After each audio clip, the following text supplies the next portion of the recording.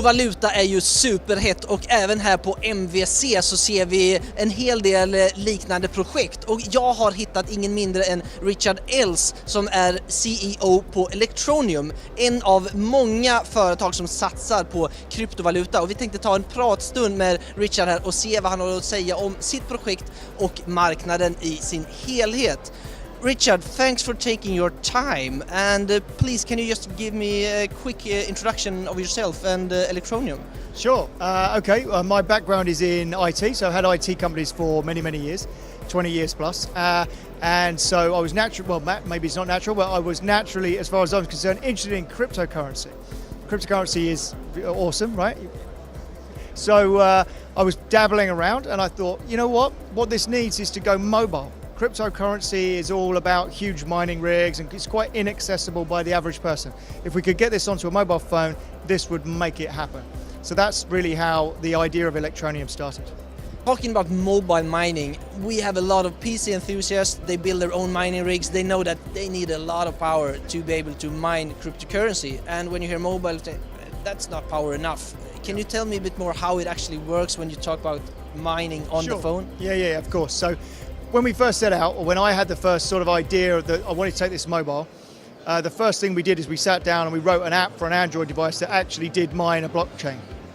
And it did what you'd expect it to do, melted really. It was too hot, used up the battery really fast, used up a ton of bandwidth, and our blockchain was only small, but it was still downloading the full blockchain. It was a bit of a disaster, so I almost canned the project. And then I thought, well, what is it that people mine for? Why do they mine? Most of them are not mining because they want to be part of a full node and they want to have a copy of the blockchain. Most of them are mining because they want to earn some cryptocurrency. So it's like, well, hold on, why don't we just pre-mine out some coins? So we've still got coins in our blockchain because our blockchain is decentralized, and those coins get emitted to miners just as normal people's coins, you know, like Bitcoin or Ethereum, proof of work. But what we did is we took another bunch of coins and we took them out in the first block, and those coins sit in a stack of wallets, and we just issue them down to the mining experience. So the phone is actually only doing a little API call once an hour, just say, hi, I'm here. Hi, I'm here. And when it does that, we say, thanks very much for being part of the project. We're going to award you some coins for being part of the project. So it's a mining experience. And we don't hide that from anyone. It is designed to grow our brand and to make people go, oh, I'd quite like to try some cryptocurrency.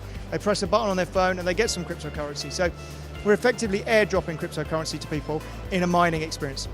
Okay, when people get something, they're gaining cryptocurrency by using the app.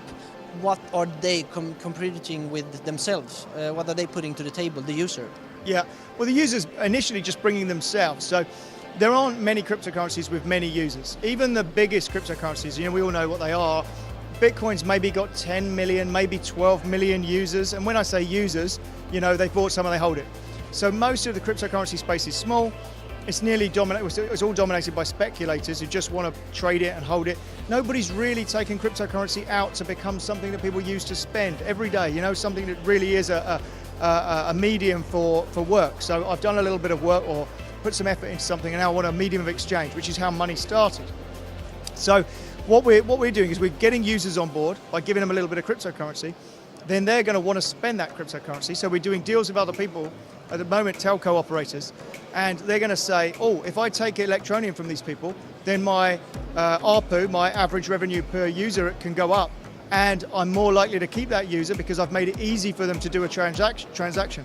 Because we are in the developing world, an awful lot of these telcos are in Indonesia, India, Africa, South America. So we've got a lot of developing world people who are excited to get some extra revenue, and that gives us tens of millions of users. So suddenly we have the genuine ability. Right now we've got access to 190 million people after the show, 190 million people that we can market down to and get our app down to. So we can grow bigger than Bitcoin by user number. Okay, so it's also about connecting the people with other partners and brands that you work with. Yeah. And then entrepreneurialism does the rest. If I was to go somewhere in a community that doesn't matter where particularly, if I was to make anything, so a bunch of our Electroneum metal coins, if I give those away, I notice that we give them away and they appear on eBay with some value. Someone ascribes value to them. So if you give something to somebody that's got a value and it's a market value you can see, they're going to want to spend it, and then entrepreneurialism should spring up around that. So we've done a deal with somebody that's got 1.2 million outlets in South America where you can top up your phone. A little mum and pop store, just a little shop. And if you walk into there to top up your phone, we've already done a deal where they're going to take ETN to top up the phone. But why not take ETN for that bag of rice? Why not take ETN for the bottle of water? You know, if they accept ETN for something else, they can still spend their ETN with the telco provider, so they know they've got a market, but suddenly entrepreneurialism has taken ETN one step further, and there's nothing to stop it taking 2, 3, 4, 5 steps further. Okay, cool. I mean, we see a huge boom, of course, in cryptocurrency now. At the same time, the market is volatile as ever. We have like 1,500 different currencies, and as I said, new ICOs coming every week. Yeah. Where will this end in, if we look both for the cryptocurrency in general, but also for Electroneum? What's, I wouldn't say the end goal, you never know, but like the coming years, what do you think will happen to the cryptocurrency market? Well, to bore you with an analogy I gave you a moment ago before we were off camera, but the analogy I use for people, and I only used it here, so it's brand new to film, but the analogy I use is we're a bit like the Wright brothers. So we've built this rather naff kind of looking plane. Everyone's laughing at the moment, you know, and we're running along as fast as we can trying to get it off the ground, and everyone's going, that'll never fly. But if we do something and we get it off the ground even a little bit, then that'll be enough to start. You know, the chink in the armor has been found, and we've already established that the telcos are interested. If we start getting these user numbers and we start getting people spending, we'll have lifted that thing off the ground, probably for the first time in cryptocurrency. So whether or not, you know, the planes don't look like that now. You didn't fly here on one of those things the Wright brothers built, you know. Technology moves on, and so, you know, in a few years from now, the technology will be completely different from what it is now. It's a fast-paced environment.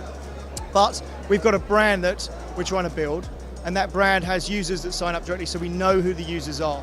So if we know who the users are, we can get them to move with us. So as we get technology changes, we can move along with them. So I'm hoping we're building a brand that's going to last. But if not, then at least we're doing something that's going to bring crypto to the masses, you know, and I'm quite proud of that at least. And cryptocurrency, blockchain technology, what's your general opinion? As we said, it's a really volatile market. The blockchain technology, everybody wants to use blockchain more or less, but at the same time the cryptocurrency market is what it is. But what do you see in the near future when it comes to the bigger coin as well, like Bitcoin, Ethereum and stuff? What's your prognosis? Well, I mean, obviously I'm a cryptocurrency advocate, so I am a big believer in the whole cryptocurrency project. Yeah, we raised money in the ICO in Ethereum and in Bitcoin, and I'm not cashing that in and putting it into US dollars because I don't have. It's not that I don't have any faith in the US dollar, but I have more faith in Bitcoin and Ethereum, you know. And I've been borne out on that so far because we raised money in Bitcoin when Bitcoin was $4,000. We raised money in Ethereum when Ethereum was $297 to $330.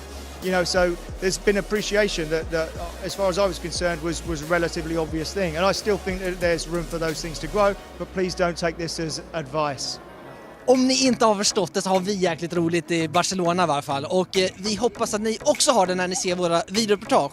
Så ge oss jättegärna en tumme upp om ni tycker om det. Tycker ni inte om det, ge oss en tumme ner och förklara varför, så ska vi försöka göra det bättre. Har du kul, Carl? Ja, skitkul.